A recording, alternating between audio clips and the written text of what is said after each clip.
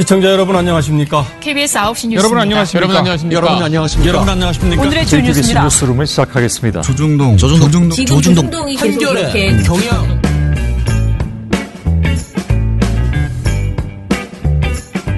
민원연의 미디어 탈곡기 364화를 시작하겠습니다. 예. 안녕하세요. 저는 민원연의 김원경 사무처장입니다. 네, 방송 모니터 담당 활동가 임동준입니다. 이정일입니다. 예, 안녕하세요. 저희 지금 추석날인데요. 이렇게 잘하려고는 하지 않았어요, 애초에. 그런데 그냥 대충 어떻게 해보려고 했는데 어쩌다 보니 저희가 부동산 관련된 보고서를 신문, 방송, 종편 3개가 두둥하고 다 나오게 되었습니다.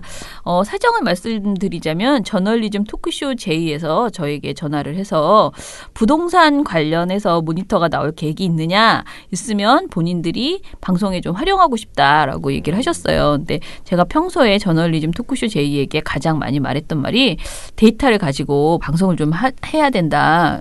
그래서 좀 많이 조사 분석한 결과를 가지고 보여줘라. 이렇게 수다 위주로, 그러니까 토크 위주로만 가지 말고 이런 말을 드렸기 때문에 저런 제안을 했는데 뭐 됐어요 이렇게 말하기 좀 그렇더라고요. 그래서 저희가 어차피 모니터를 할 거 조금 더 정교하게 해보겠다라고 이야기를 했고요. 그래서 지난주 금요일에 제가 그 전화를 받고 나서 활동가들 신문방송, 그러니까 동준 씨하고 제이 씨 그리고 봉우 씨랑 같이 회의를 했어요. 그래서 좀 기존에 우리 최영길 정책위원이 분석해 주신 부동산, 저희 포럼으로도 했던 부동산 모니터 그 틀을 가져와서 아주 잠깐이긴 하지만 이번 그 9.13 대책 이후에 그 신문 방송 보도를 전부 이제 분석해보자, 정밀 분석해보자 이렇게 하기로 했습니다. 예, 종부세 관련해서. 그래서 그 결과가 발표가 됐습니다. 그래서 오늘은 방송 모니터를 들려드릴 거고요. 그리고 또 내일은 신문 모니터를 들려드릴 거예요. 네. 그런데 제가 또 지난 목요일에 우리 그 보구 씨가 종편의 종부세 관련 보도를 말씀을 드렸거든요. 근데 이 3개가 큰 틀에서 보면 다 똑같은 내용이잖아요. 종부세가 어떤 개념으로 얼마나 호들갑을 떨지는 사실 다 똑같아요. 그래서 예, 그러니까 그래서 이게 중복되는 말들은 좀 빼고 신문과 방송의 특징상 그들은 어떻게 이야기를 했나 개별 사안에 대해서만 되도록 짚어보는 시간을 갖겠습니다. 마치 우리가 무슨 부동산 강의를 하는 것도 아닌데 이렇게 3번이나 연속으로 똑같은 주제로 이야기를 하게 돼서 안타깝지만 열심히 준비를 했으니까요. 일단 들어보죠. 저는 편집할 때 한 번 더 들어야 되기 때문에 네. 계속 듣습니다. 6번을 최소. 네. 추석을 부동산과 함께 보내시겠네요. 그러니까 청취자분들이. 아마 이번 추석에 이 이야기들 다들 하실 거예요. 종부세 관련해서 싸움도 좀 날 겁니다. 왜냐하면 꼭 돈 좀 많이 번 사람 한 명이 막 정부를 욕하면서 이런 거 막 그러면 딴 사람들이 속으로 쌤통이다 이렇게 생각하면서 아니 고작 그거 내면서 저렇게 큰 소리를 치나 그러면서 또 막 약간 싸움이 나더라고요. 싸움 날 정도면 아유. 잘 사는 집. 잘 사시는 분이고. 부럽더라고요. 저는 요거 모니터 하다가 나도 좀 종부세 내보고 싶다 약간 이런 생각이 많이 들었습니다. 네, 그 얘기 안 하는 사람은 없으니까. 아유, 그들이 보기에는 미천한 것들. 종부세가 뭐가 좋다고. 18억 이상 집이 하나 있어야 되는데. 네, 참.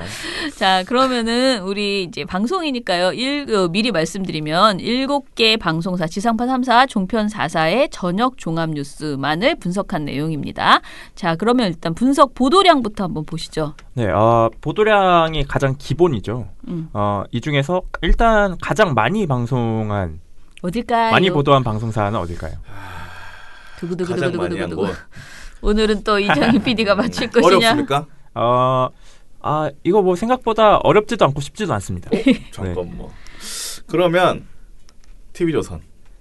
땡입니다. 정답은 SBS였습니다. SBS가 무려 네, 20번을 했어요. 했는데. 이래서 SBS라는 걸 들으시니까 이제 좀 쉽지도 않고 어렵지도 않았죠. 왜냐면 SBS가 요새 뭐 포맷 같은 게 조금 바뀌어가지고 네, 맞습니다. 하나를 막 죽도록 파더라고요. 맞습니다. 그래가지고 당연히 SBS인 줄 알았는데 이 힌트가 페이크가 됐네. 근데 그런가요? SBS만 그런 건 아니고 지금 네. 지상파 3사가 다 뭔가 하나 잡아서 죽도록 파는 그죠. 예. 패는이 아니고 파는 그 컨셉을 갖고 있는데 지금 SBS가 요 주제에 지금 꽂혔던 것 네. 같아요. 굉장히 열심히 네. 보도를 했어요. 네. 예. 그렇다면 반대로 가장 적은 보도를 한 방송사는 어디였을까요? 요건 조금 예외입니다. 예외. 네. 약간 의외성이 있어요. 의외. 네. JTBC. 아, 땡입니다. 정답은 MBN이었고요. 아, MBN이 그래요? 12건밖에 하지 않았어요. 물론 뭐 SBS하고 8건 MBN은 차인데요. 뭐 경제인데 MBN 왜 그래? 경제인데 참 저도 그래서 참 의외였습니다. 그러네. 보다가. 그래서 뭐 나머지 방송사는 JTBC가 17건이었고요. 채널A가 15건, KBS TV조선 14건, MBC가 13건이었습니다. 자, 그러면 이제 우리가 어떤 분석을 했냐면은요. 일단은 취재원을 다 이제 분류를 해본 거예요. 그러니까 부동산 보도를 할 때 보면 항상 이렇게 그 뭐라고 각자 전문가랍시고 이 사람 저 사람이 이야기를 하잖아요. 그러면 그 방송에서 인용했던 그 취재원들 뭐 어떻게 해서든 직접 녹취를 했건 또는 기자가 말을 해줬건 그 인용되는 그런 경우에 취재원들을 유형별로 이렇게 분류를 했거든요. 먼저 그 유형을 쭉 한번 읽어주시죠. 네, 유형이 굉장히 다양했습니다. 네. 그래서 저희가 어떻게 분류를 했냐면 부동산 업계, 뭐 행정부, 관련 주민, 야당, 금융업계, 뭐 정부 부처 및 기관, 여당 뭐 이런 식으로 해서 쭉 분류를 했고요. 네. 이 중에서 가장 많이 등장한 업계는 어디였냐, 가장 많이 등장한 취재원은 어디였냐, 부동산 업계였습니다. 부동산 업계. 아무래도 뭐 부동산 관련 보도가 뭐 가격이나 매매 현황 이런 걸 중점으로 다루기 때문에 네. 부동산 업계가 가장 많이 나왔다고 볼 수 있고요. 그리고 이 뒤를 이어서 이 정책을 발표했던 행정부가 꼽혔고요. 그 뒤가 이제 당사자가 되는 주민, 관련 주민 인터뷰였습니다. 네, 저게 어떻게 보여요? 그게? 사실 근데 요 수치를 조금 말씀드리면 부동산 업계가 19.7%고요. 네. 행정부가 13.8%, 주민이 13.3%예요. 근데 이번 대책을 뭐 다들 보셔서 아시겠지만 정부 기조가 약간 무주택자들을 챙기는 듯한 뉘앙스거든요. 근데 이 무주택자를 좀 다뤄야지 어떻게 보면 맞는 건데 부동산 업계가 1등을 했다는 건 좀 아쉬운 부분이고요. 그리고 주민 목소리가 13.3%로 어쨌거나 3위인데 좀 더 많은 주민 목소리가 나왔어야 하지 않나 하는 아쉬움도 있습니다. 그러네요. 자, 그러면은 이제 저것 말고 또 우리가 무슨 분석을 했냐면은 익명이냐 실명이냐 그 사람들 그 취재원들의 이름을 밝히고 있느냐 아니면 그냥 대략 그냥 무슨 업계에 따르면 이런 식으로 그렇죠. 그런 식으로 가느냐를 이제 분석을 했거든요. 그것도 얘기해 보시죠. 이게 조선일보가 가장 좋아하는 방식이죠. 뭐 누군가 그냥 관계자라고 부르잖아요. 관계자의 익명의 관계자, 뭐 고위급 관계자, 뭐 이런 식으로 하면 익명이잖아요. 그래서 저희가 신뢰성을 좀 따져보기 위해서 이 익명과 실명 여부를 비교를 했어요. 그랬는데 이 결과에서 1위를 했던 부동산 업계가 무려 72.1%가 익명입니다. 전체 43회에 등장했는데 31회가 익명이었어요. 그러니까 부동산 업계면 부동산 관련 그렇죠. 뭐 중개업자라든지 공인중개사 뭐 이런 분들인데 이런 분들이 대부분 다 익명으로 인터뷰를 한 거예요. 그리고 어떻게 보면 일반인의 입장을 대변할 수 있는 주민 역시나 익명 비율이 69%로 상당히 높았습니다. 되게 많네. 근데 뭐 주민 인터뷰 같은 경우는 익명으로 하는 경우가 좀 많죠. 실명 인터뷰 중에서는 이 행정부 정책을 발표했던 행정부가 30회 등장했는데 30회 모두 실명이었습니다. 굉장히 독특하죠. 비율이 0대 0이었어요. 그래서. 그러네. 그 사람들은 그나마 그 뭐라 그럴까 이건 주적이라서 정확하게 밝혀주나 뭐라 그래야 되나 본인들이 보기에는 뭔가 이런 정책을 내놓은 비판의 대상자다. 되기 때문에. 그래서 정확하게 밝혀주고 뒤에서 이렇게 약간 뒷담화식 그 이렇게 투덜투덜하는 그런 내용들은 대부분 이렇게 익명으로 하고 그렇죠. 그런 거 아닐까요? 네, 유형이. 그리고 저희가 요 방송사별로 해서 익명과 실명을 또 한번 비율을 내봤습니다. 네네. 그래서 KBS, MBC가 20%대였고 SBS가 31%. 요 정도로 지상파는 30%대 초반 정도를 유지를 했어요. 익명 인터뷰가. 익명 인터뷰. 그렇죠. 그러니까 익명 비중이 좀 어떻게 보면 낮았다라고 볼 수 있죠. 근데 반면에 종편 4사 같은 경우는 익명 인터뷰가 확실히 좀 높았습니다. 특히 전체 다 32%를 넘었는데요. 특히 JTBC가 37%로 가장 높았습니다. 그래서 요 어떻게 보면 취재원 분류만 해봤을 때는 JTBC가 익명 취재원이 가장 많았기 때문에 신뢰도가 좀 떨어졌다라고도 볼 수 있었죠. 네. 근데 JTBC는 도대체 왜 그렇게 주로 어느 쪽이 많았던 거예요? JTBC로 좀 보면은? JTBC만 보면 네. 뭐 행정부는 당연히 그대로 실명이었고요. 네. 야당이 또 실명이 많았고요. 예. 익명이 많았던 부분은 당연히 부동산 업계. 부동산 업계 같은 경우는 JTBC는 6명이 나왔는데 네. 6번의 취재원이 등장했는데 6번 모두가 익명입니다. 그리고 주민 같은 경우도 6번이 등장했는데 5번이 또 익명이고요. 그렇다 보니까 어떻게 보면 자연스럽게 높아질 수밖에 없었던 거죠. 근데 주민은 대부분 이름 나오지 않아요? 그냥 길에 가서 있는 분 이렇게 이름 뭐뭐뭐 대학생 뭐 이렇게 해서 나오잖아요. 근데 어떻게 이렇게 주민들도 이름이 안 나왔지? JTBC 주민은 6번이 아니라 한 번 등장했고 네네. 한 번이 익명이었어요. 아, 네. 예. 100%네. 그렇죠. 100%죠. 그렇군요. 좀 특징적인 부분이 네. TV조선이 독특하게도 부동산 업계에서 익명이 3회였고 실명이 5회였습니다. 실명이 더 많았어요. 그러네요. 독특하죠. TV조선이 어떻게 보면 이 수치만 보면 신뢰도를 좀 보였다라고도 느낄 수 있었습니다. 네. 근데 내용을 보면 당연히 달랐죠. 네. 좀 뒤에 설명을 드리겠습니다. 예. 자, 그러면은 지금까지는 우리가 이제 양적 분석을 한 거거든요. 그러면 이제 내용에 있어서 이런 뭐 이렇게 통계적으로 하는 거 말고 지금 양적 분석으로 봤을 때는 JTBC가 익명이 많다라고 해서 좀 약간 부정확하다는 느낌이 네. 든다라고 했잖아요. 네. 그러면 내용에 있어서 문제적인 방송사는 어디였나를 좀 얘기해 봐야 될 것 같아요. 자, 어딘지 뻔히 생각이 나시죠? TV조선? 이제 뭐 아시겠지요. 참, 예. 뭐, 예. 야, TV조선의 보도 좀 얘기해 봅시다. 이거 거의 뭐 TV조선이 고정 출연인 것 같아가지고 저도 네네. 좀 마음 불편한데 네. TV조선이 내세운 게 역시나 세금 폭탄론입니다. 뻔하죠. 네. 9.13 대책에도 그러니까 이전에도 종부세가 사실 인상될 때도 TV조선이 이런 비슷한 보도를 내놨었어요. 그런데 이번에도 어김없이 또 이번에는 좀 달라진 점이 1주택자들도 세금 폭탄을 맞는다. 네. 세부담이 폭증한다라는 얘기를 들고 나온 거예요. 근데 이 보도를 그래서 한번 봤더니 네. 근거가 없습니다. 일단 근거가 없고 근거는 있어요. 근거는 있는데 추정이에요. 추정? 그렇죠. 일단 추정을 하나 세워놓고 이러면 이렇게 됩니다. 라는 식으로 나가는 거죠. 그래서 일단 보도 자체에 구체적인 수치가 없어요. 신뢰도가 어떻게 보면 좀 떨어지죠. 그러네. 그래서 좀 내용을 자세히 설명을 드려야겠죠. 네. 네. 그래서 TV조선 보도 제목이 이거였습니다. 종부세 늘고 청약 막혀 1주택자도 한숨. 보도 제목부터 굉장히 부정적이죠. 한숨. 네. 그러면서 이제 이 기자가 어떤 예시를 들고 오냐면 서울 마포의 중소형 아파트 단지입니다. 네. 저희 사무처 근처죠. 네, 마포의 중소형 아파트 단지를 보여주면서 신은서 기자가 짚어드립니다. 서울 마포의 중소형 아파트 단지입니다. 이 아파트 공시가격은 6억 원대이지만 실거래 가격은 10억 원이 넘습니다. 내년부터 시세를 반영해 공시가격이 순차적으로 오르면 이곳의 거주자들도 종부세 대상이 될 수도 있습니다. 요 멘트에 그러니까 10억 원이 넘는데 종부세 대상이 된다라는 걸 얘기하면 되는 거잖아요. 근데 앞에다가 단서 하나 딱 다는 거죠. 내년부터 시세를 반영해서 공시가격이 순차적으로 오르면 아니 근데 아무리 올라도 지금 가격에 비해서 올려야 네. 된다는 그렇죠. 소리잖아. 공시가격이 3억이 올라와야 되는 거죠. 네. 그러면 가격이 떨어지면 안 내네. 그렇죠. 공시가격이 떨어지면 안 됩니다. 네. 떨어지면 안 내고요. 그러니까 이 상태여도 안 내요, 사실. 그러니까 웃기죠, 정말. 한 번에 3억 어떻게 올라? 그래서 이 사실 종부세의 이 매기는 기준이 공시가격이 9억이에요. 그러니까 다주택자가 아닌 경우, 한 주택을 하나 가지고 있는 경우는 공시가격이 9억이거든요. 네. 그렇다 보니까 이미 이 주택에 사시는 분들은 지금 내지 않아요. 당연하죠. 네, 추정을 단 거잖아요. TV조선이 공시가격이 올라야 종부세 대상이 된다고. 그렇죠. 근데 요걸 가지고 계속 불안감을 키우는 겁니다. 이거 뭐 거의 만약의 뉴스네. 그렇죠. 만약에 뉴스죠. 만약에 이렇게 되면 이렇게 될 것이다. 심지어 어떻게 보면 이 종부세는 내년 얘기잖아요. 근데 이 내년 얘기를 하다가 더 나갑니다. 어떻게? 뭐라고 얘기를 하냐면 올해 174만 원이던 보유세는 2022년 561만 원까지 오를 수 있습니다. 이런 걸 얘기하는 거예요. 22년?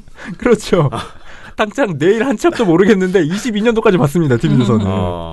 일단 수치가 확 눈에 띄잖아요. 174만 원인데 561만 원이 되면. 근데 그건 무슨 근거로 한 거예요? 이 근거 자체도 그겁니다. 공시지가가 올라가면 보유세가 오르거든요. 네. 그리고 이 얘기가 나온 이유가 정부가 2022년까지 이 퍼센테이지가 있어요. 이 종부세를 기준으로 하는 것이 9억 원이 넘는 그러니까 공시지가에서 9억 원이 넘을 경우에 9억 원을 빼고 그 수치의 원래 85%를 반영하겠다고 했어요. 근데 정부 발표에서 2022년까지 이 퍼센테이지를 100%로 끌어올리겠다고 한 거예요. 그렇다 보니까 이 보유세의 이 이야기가 사실 거기서 나온 거거든요. 그걸 가지고 억지다. 근데. 사실 공시지가도 오르고 뭐 퍼센테이지가 오르니까 561만 원이야 라고 때리는 거예요. 아니 그걸 얼마를 오른다고 상정을 한 거야 그러면? 굉장히 웃기죠. 그러니까 이거 말도 안 되는 거예요. 언젠가는 사실. 이 가격이 될 것이다. 희망 고문하는 거 아니야? 뭐야? 그러고 나서 이 TV조선이 뭘 보여주냐면 인터뷰를 하나 보여주는데 이 인터뷰가 이렇게 말합니다. 시가로는 한 13, 4억 정도 되는 아파트는 모두 해당이 된다고 봐야 됩니다. 평균주택 가격이 7억이 넘었기 때문에 서울의 전체 주택의 약 한 30% 이상 적용이 된다고 봐야 됩니다. 요걸 뭐 권대중 명지대 교수가 이렇게 나와서 인터뷰를 해요. 헐. 그러니까 본인들의 주장하고 지금 딱 맞잖아요. 네. 그러니까 요 입맛에 맞는 인터뷰를 이렇게 골라서 본인들의 주장 뒷받침한 거예요. 사실 근데 이 본인들의 주장도 단서를 달고 한 주장이기 때문에 이렇게 보기 힘들거든요. 그러니까 근데 왜 그렇게 봤는지 난 전혀 모르겠는데. 그죠? 예. 근데 마침 어떻게 생각이 맞는 사람이 있었고 그렇다 보니까 이분의 인터뷰를 갖다 붙인 겁니다. 그러면서 이 막 고가 주택의 경우들을 막 보여줘요. 공시 가격이 17억 7천만 원. 요런 경우나 공시 가격이 11억 8천만 원. 뭐 이런 수치를 그래프로 막 보여주거든요. 근데 이게 지금 공시 가격이잖아요. 네. 그래서 제가 이 공시 가격이 전체 실 가격의 70%라고 가정을 하고 요걸 계산을 한번 해봤어요. 네. 이거 얼마가 나오나 도대체 실거래가는 얼마가 나오나. 그래서 봤더니 이게 거의 15억 7천만 원, 24억 2천만 원짜리 아파트예요. 이런 사례를 들고 와서 막 이렇게 세금이 뛴다 막 이렇게 얘기를 하고 있는 거예요. 진짜 웃기죠. 그런 다음에는 이 인터뷰를 하나 더 붙이는데 이건 시민 인터뷰예요. 근데 이 시민이 이렇게 말합니다. 이분 1주택 보유자라는데 정말 힘들게 한 채 마련했을 수도 있는데 좀 불합리한 것 같아요. 이렇게 말을 한 거예요. 1주택자가. 그러니까 1주택자는 다 이렇게 해당이 되는 것 같잖아요. 보도를 이렇게 구성을 한 거예요. 네. 마련한 집 한 채는 이렇게까지 비싸기 쉽지 않은데요. 네, 도대체 얼마나 힘들게 마련하셨는지 저도 정말 부럽습니다. 저는 힘들게 마련한 24억. 네, 뭐 이렇게 그런 거죠. 아니 워낙 손이 크시고 꿈이 원대하셔서 처음부터 진짜 정말 힘들게 그런 거 하나 마련할 때 1억도 마련도 못 하는데 이게 뭐야? 그거보다 더 웃긴 게 똘똘한 한 채가 무서운 한 채가 되는 셈이다라고 단언했다는데 이거 너무 웃긴 거 같아요. 이게 정말 웃기죠. 얘기만 들어도 웃기잖아요. 네. 이 배경이 있어요. TV조선 이 배경은 뭐냐면 이미 공시가격이 9억 원이 넘는 주택 보유자들도 부담이 크게 늘어난다. 요거예요. 그렇다 보니까 이 똘똘한 한 채가 공시가격 9억 원이 넘는 이거 괜찮은 비싼 집 요걸 똘똘한 한 채라고 불렀거든요. 근데 이게 크게 부담이 되는 거예요. 종부세가 엄청나게 늘어나기 때문에 이게 세금 때문에 무서운 한 채가 되는 거예요. 이렇게 막 얘기를 합니다. 그러면서 대단하다. 이 뭐라고 설명을 하냐면 보유세 기준이 되는 공정시장 가액 비율과 이에 대한 세율이 동시에 오르면서 당장 내년부터 세금을 2~3배 더 내는 경우가 나옵니다. 이른바 똘똘한 한 채가 무서운 한 채가 되는 셈입니다. 뭐 무서운 한 채라도 하나 있었어요. 이 얘기만 들으면 우리 너무 똑같은 결론에 이르러 우리 너무 부러워해. 부럽습니다. 저 무서운 한 채라도 있었으면 좋겠어요. 우리는 안 무서워할 텐데. 아니 나는 무서운 한 채 있으면 빨리 팔 것 같아. 무서우니까 팔아야죠. 그 돈을 빨리 내 통장에 찍고 싶다. 그래서 이 TV조선 설명만 들으면 공시가격 9억 원 넘는 집을 소유한 분들도 있잖아요. 분들도 이 뉴스를 볼 수 있죠. 그렇죠. 그러면 나 세금 2~3배 이제 내년에 더 내야 되나? 막 이런 불안감이 생기게 되는 거잖아요. 네. 자, 그러면 실제를 한번 얘기해 봅시다. 이제 다른 데 보도들을 좀 보면 경향신문 보도로 반론을 좀 얘기해 보세요. 이 경향신문이 뭘 했냐면 실제로 종부세 시뮬레이션을 했어요. 네. 누가 얼마나 내나 이런 집을 가지고 있으면 얼마나 내나 이 시뮬레이션을 했는데 여기서 공시가격 10억 원 주택 한 채를 소유한 사람을 가지고 시뮬레이션을 한 거예요. 네네. 근데 이 사람 같은 경우는 과표상 세율이 1%예요. 그래서 현재 얼마를 내고 있냐면 24만 9,600원 내고 있어요. 네. 근데 내년에 이게 바뀌면 세율이 바뀌면 뭐 달라지느냐? 달라지지 않아요. 어, 이 사람 똑같이 24만 9,600원을 냅니다. 헐. 요 이유가 10억은 그러네. 공시가격 네. 10억은. 요 이유가 이 퍼센테이지 기간 구간에 설정된 퍼센테이지가 똑같아요. 그러니까 이전과 이후가 똑같기 때문에 이렇게 나온 거고요. 네. 그리고 경향신문 같은 경우 하나 더 했는데요. 네. 공시가격 12억 7천만 원인 주택입니다. 네. 요 12억 7천만 원 경우는 과표상 세율이 1.4%예요. 그래서 지금 94만 원을 내는데 네. 내년에 얼마 내느냐? 104만 원 내요. 10만 원 오른 겁니다. 이 10만 원을 오른 거예요. 그러니까 월로 따지면 만 원도 안 오른 거죠. 잠깐만. 되게 웃겨. 그러니까 TV조선은 분명히 두세 배가 뛴다 그랬는데 네. 어디가 두세 배? 어디가 두세 배인지도 모르겠고 그러니까 그 정도 두세 배를 뛰려면 구간을 찾아보면 거의 공시가격이 30억 이상이어야 돼요. 공시가격 30억이면 실가격은 그렇죠. 한 40억 실가격 넘는 그러니까 보통 거예요. 공시가격이 낮은 곳 같은 경우는 50% 정도 된다 그러고 어느 정도 좀 높은 곳 같은 경우는 70%에서 75%까지 나온다고 해요. 그런다고 하더라도 30억이면 말도 안 되는 가격이에요. 실제로는 이거 정말 한 40억 실제로는 대 훨씬 정도. 더 큰 금액인 거죠. 예. 이런 집이 있긴 있구나. 이런 집이 있어요. 집 한 채에 40억이라니 정말. 이거 자꾸 이렇게 TV조선 보도를 얘기하다 보면 부러워지는데요. 그래서 그러니까 일각에서는 그래서 이번에 정부가 대책을 발표하면서 요 과세 기준을 공시가격 9억이 아니라 6억 원으로 낮춰서 현실화했어야 된다. 이런 비판마저도 나와요. 그렇죠. 네. 근데 TV조선은 오히려 이런 비판을 하기는커녕 9억도 높다고 그러니까 9억도 말도 안 된다라면서 두세 배 나온다라고 거짓말을 하고 있는 거예요. 뭐 걸리나 보지 뭐 자기가. 자기가 걸린 거야? 이게 참 말도 안 되는 게 아닐 것 같은데. 이 종부세를 내는 사람들의 비율을 보면 네. 이것도 경향신문 보도인데 경향신문이 2016년 기준으로 네. 수치를 재봤더니 주택 보유자 중에 2.05%예요. 종부세 내는 사람들이. 네. 그러니까 집 가지고 있는 사람 중에 2% 내는 거예요. TV조선은 2% 가지고 지금 이렇게 만들고 있는 거죠, 보도를. 대단하다. 대단합니다. 그리고 이제 TV조선이 또 이거는 약간 사람들한테 먹힐 수도 있거든요. 그리고 보니까 3세대가 한 집에 사는데 우리가 3세대가 꾸역꾸역 한 집에 모여 살고 있는데 그게 우리 죄냐? 그러면서 이렇게 말하는 내용도 있던데. 그런 것도 있어요? 이게 어떤 내용이냐면요. TV조선이 누구를 타겟팅을 했느냐? 고령층을 타겟팅을 한 거예요. 고령층 같은 경우는 본인뿐만 아니라 뭐 본인의 자녀 크게까지는 3대까지 같이 사는 경우도 있잖아요. 그래서 TV조선 보도에서 이렇게 얘기를 합니다. 고령층의 타격도 큽니다. 집값만 올랐을 뿐 소득이 거의 없거나 자녀와 같이 사느라 큰 집에 사는 경우가 꽤 있는데 세금 부담이 늘기 때문입니다. 3세대가 사는데 그것도 죄인가? 집값을 파시라고. 이게 굉장히 웃기잖아요. 근데 요 내용을 전하면서 저는 이 내용을 같이 전했어야 된다고 보는데 여러분 아시는지 모르겠지만 60대가 넘어가면 60세 이상이 되면 이 보유세에서도 할인을 해줍니다. 이 내용은 쏙 빼먹은 거예요. 사실 고령층에도 이 세금을 덜 내는 방법이 있거든요. 그러니까 할인해주는 부분이 있어요. 근데 이 내용 쏙 빼고 고령층의 타격도 크다는 얘기만 하는 거예요. 굉장히 웃기죠. 엄청 불쌍한 사람 묘사하는 것 같지 않아요? 집값만 올랐을 뿐 소득이 거의 없어서 자녀와 같이 사느라. 그렇다 보니까 이 뒤에 그러면 자녀들은 돈 안 벌고 네, 그죠. 그냥 다 자기가 이 뒤에 인터뷰를 한 주민분도 뭐 3세대가 한 집에 사는데 그것도 죄인가 막 이렇게 하는 거예요. 이렇게 할 수밖에 없죠. 네. 이렇게 보도를 하니까요.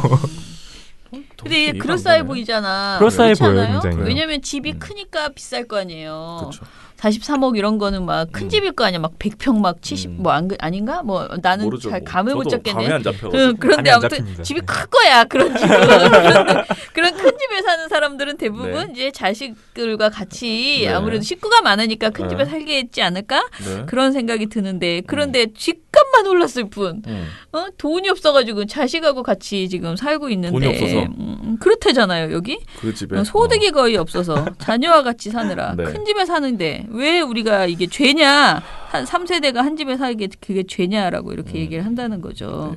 이 사실 TV조선 요 보도에서 그것만 문제가 되는 건 아니었습니다. 네. 요 전에 무슨 멘트가 나오냐면요. 더구나 이번 대책으로 1주택자들은 청약을 통해 인기 지역의 신규 주택을 당첨받아 집을 넓혀갈 가능성도 거의 사라졌습니다.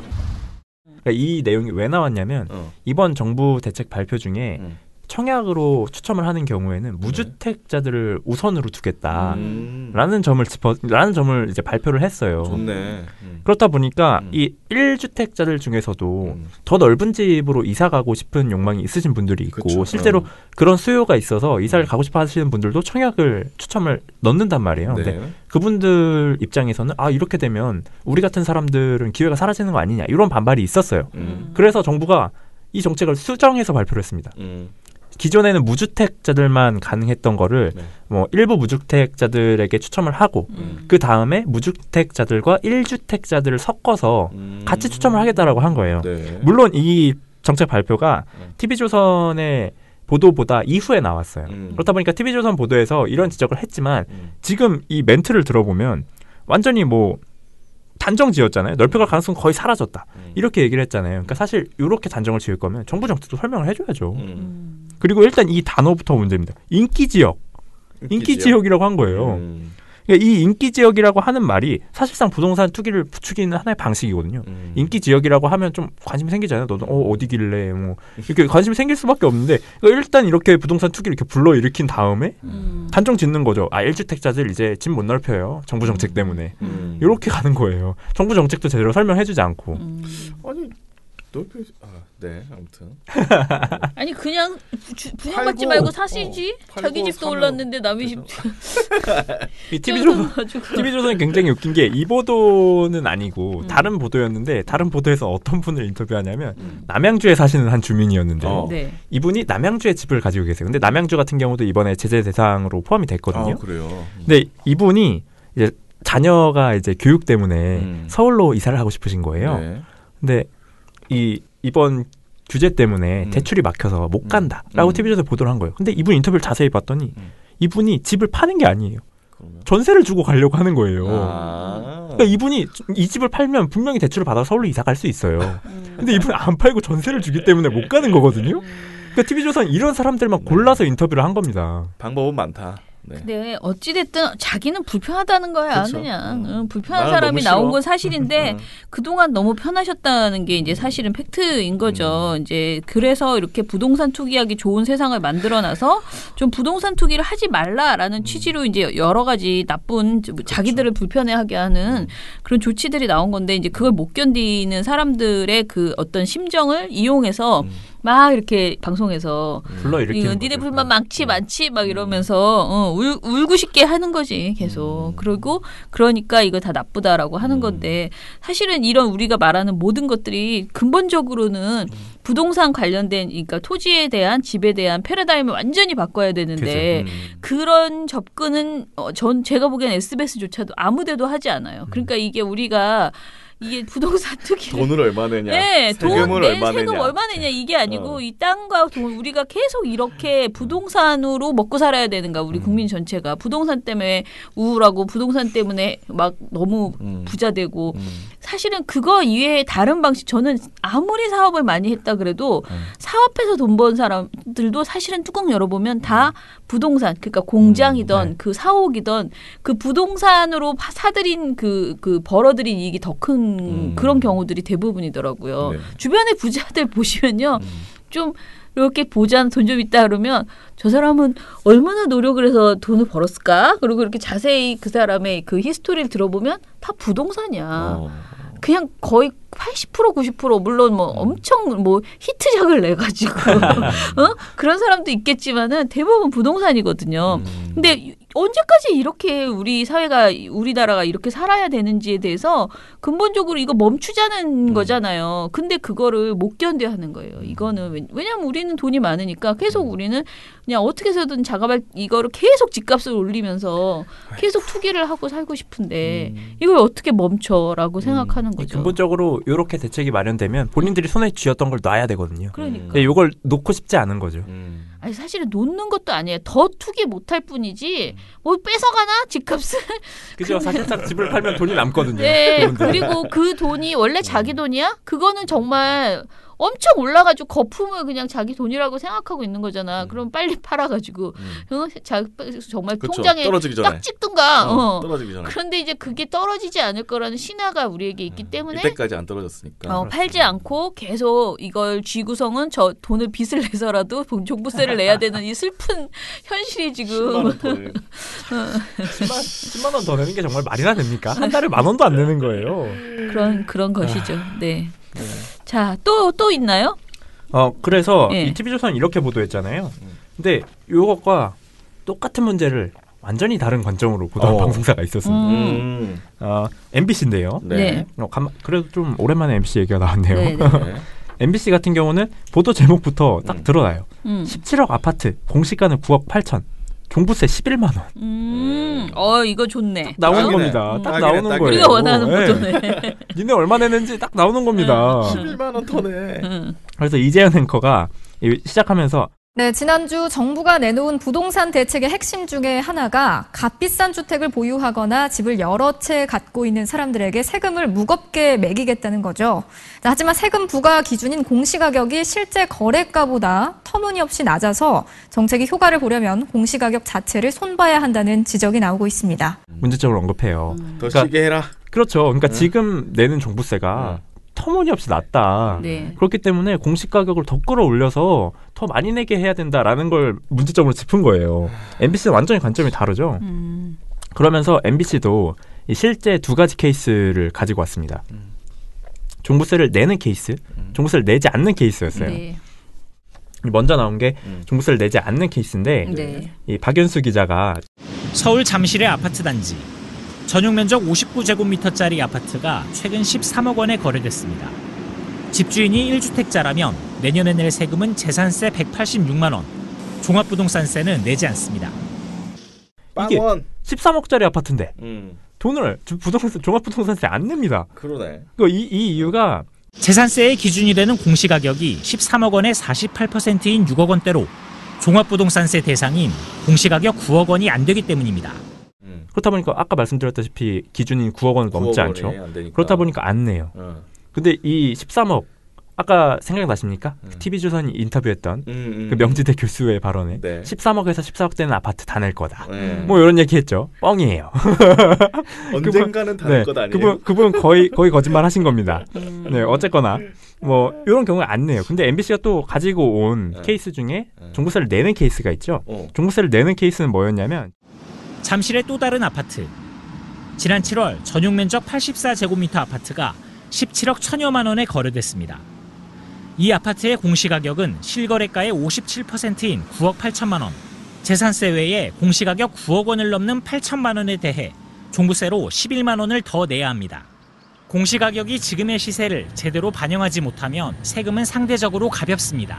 그러니까 9억 8천만 원이 있어도 너 9억 8천만 원어치 세금 내 이게 아니라 너 9억 8천만 원 있는데 9억 원 제외하고 8천만 원만치 세금만 내 이렇게 하는 거예요. 그렇다 보니까 8천만 원에 대한 세금이 얼마냐면 11만 원인 거예요. 이것도 1년에 10,000원이 안 돼요. 그렇다 보니까 MBC가 이 말도 안 되는 가격을 그러니까 이렇게 계산하는 게 말이 되냐라면서 공시가격이 지금의 시세를 제대로 반영하지 못하면 세금은 상대적으로 가볍다. 라면서 오히려 종부세를 비판한 거예요. 그러니까 지금 상태로는 제대로 된 종부세의 의미가 없어진다라는 거죠.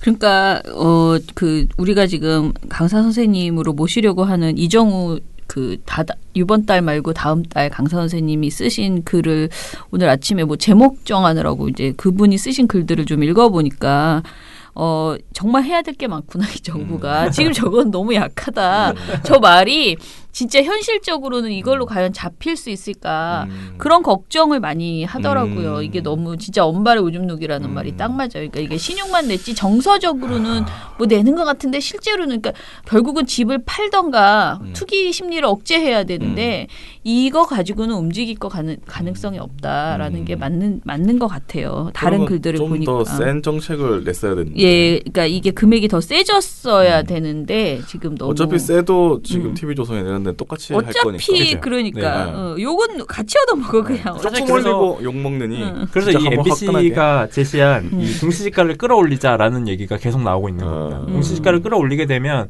보유세도 늘어나거든요. 그렇지. 종부세만 늘어나는 것이 아니라 전체로 다 늘어나기 때문에. 그래서 요 안이 그래도 가장 현실적이고요. 실제로 국토부 같은 경우에서도 내부에서 이 문제점을 찾아내는 위원회를 만들어내서 지적했던 것이 가장 시급한 문제가 이 공시지가를 끌어올리는 것이다라고 얘기를 했어요. 그러니까요. 그런데 지금 좀 약간 부족한데 욕은 욕대로 계속 먹고 있는 이런 상황인 거죠. 한번 화끈하게 하시지. 어차피 나는 안 내.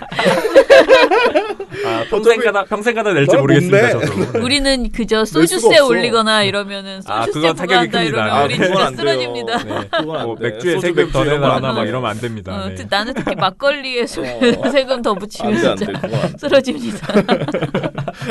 자, 우리 또 스토리야 그만하시고. 그건 나 1인 시위 할 거야. 추석날 1인 시위 얘기가 나왔네요. 네. 자, 그러면은 우리 내일은 또 신문, 이 방송에서는 TV조선이 이렇게 활약했다면 신문은 또 얼마나 여러 가지를 했을까를 내일 들려드리도록 하겠습니다. 네. 그러면 여러분 추석 연휴 제가 늘 강조하는 평등 명절. 네. 이 평등 명절이요. 다들 남편만 해야 된다고 생각하시지만 이 아들, 딸 다 해야 됩니다. 네. 내가 보기에는. 저희 집 딸들도 아주 그냥 집에만 내려가면 꼼짝도 안 하고 있어가지고 죽겠어요, 제가. 가장 좋은 방법은 아무것도 안 하는 겁니다. 저희 집은 아무것도 하지 않습니다. 그러니까. 저희 집도 그렇습니다. 훌륭하다. 저희 집은 아예 여행을 갑니다. 네. 그것도 괜찮죠. 네. 이렇게 훌륭한 집들이 많은가. 많은 걸 이걸 얻어내기까지 많은 평기 풍파를 일으키면 이렇게 됩니다. 네. 아무튼 간에 다들 평등 명절 하시고요. 처장님께서만 하면 나만 하면 되는데. 자, 어제 김세욱 부장이 휴가 가면서 저희가 화장실에서 설거지하고 있는데 저의 등을 이렇게 두들기면서 평등 명절 꼭 해보세요. 하셨습니다. 얼마나 자긴 여행 가면서 진짜 얼마나 진짜 이틀 전에 이렇게 여행 가시는 그것도 부러운데 평등 명절을 나에게 이야기하다. 아무튼 빵 터졌습니다. 네. 제가 씻다 말고 막 서러워하면서 알았어요. 그렇게 보내드렸습니다. 자, 여러분 아무튼 끝까지 행복하게 피로를 쫙 푸시는 앞으로 우리가 또 연말까지 달리려면 할 일이 많으니까요. 이 연휴에 힘들어하지 마시고 피로를 쫙 푸시면서 행복한 시간 보내시기 바랍니다. 저희는 내일 찾아뵐게요. 민원연의 미디어 탈곡기는 내일도 열심히 털어드리겠습니다. 탈탈탈 안녕. 네, 오늘 뉴스데스크 마치겠습니다. 시청해주신 여러분 채널 A가 함께합니다. KBS 뉴스 오늘 순서 모두 마치겠습니다. SBS는 앞으로도 끝까지 파헤치겠습니다. 오늘 뉴스9 모두 여기서 마치겠습니다. 시청해주셔서 고맙습니다. 뉴스8 여기서 마치겠습니다. 저희들은 내일도 최선을 다하겠습니다. 여러분 고맙습니다. 탈탈탈 안녕.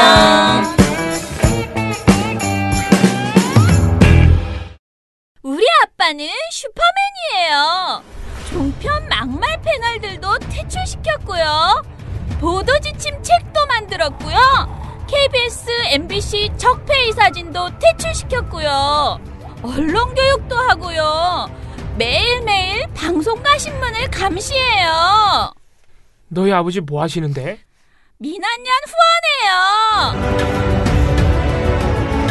언론을 정상화시키는 확실한 길. 한 달에 10,000원 민원연 후원으로 가능합니다.